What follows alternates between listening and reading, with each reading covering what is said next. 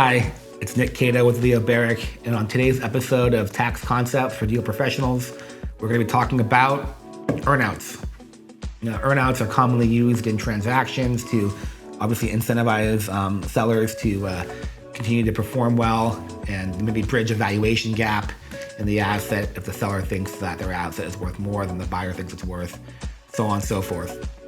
One common kind of issue that comes up with earnouts is that, the buyers want the kind of previous owners of the business more often than not to continue to be employed in the business if they're going to receive that earnout payment, right? And so that creates an interesting tax issue because if a seller in a transaction, is required to be an employee of the business in order to receive a payment in the future, the earnout payment, there's a risk that that payment would be treated as compensation to the seller, not a capital transaction as if they sold their stock.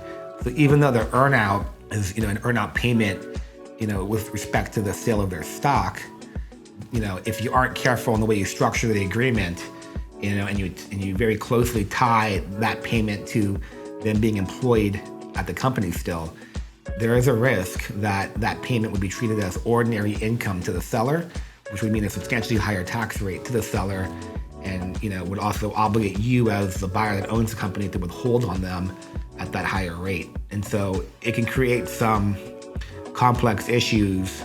And I've seen a lot of situations where people, negotiate earnouts, they don't have their advisors involved, or it's missed during the transaction.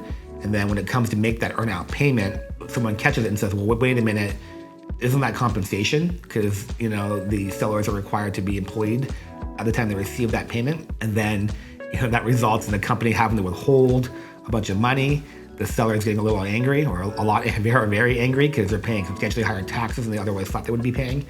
And so it can get quite contentious. And so I think it's really important to, try to get in front of that, because there are ways to structure around having earnouts be treated as ordinary income to sellers. It just requires the tax folks to get involved early and be proactive.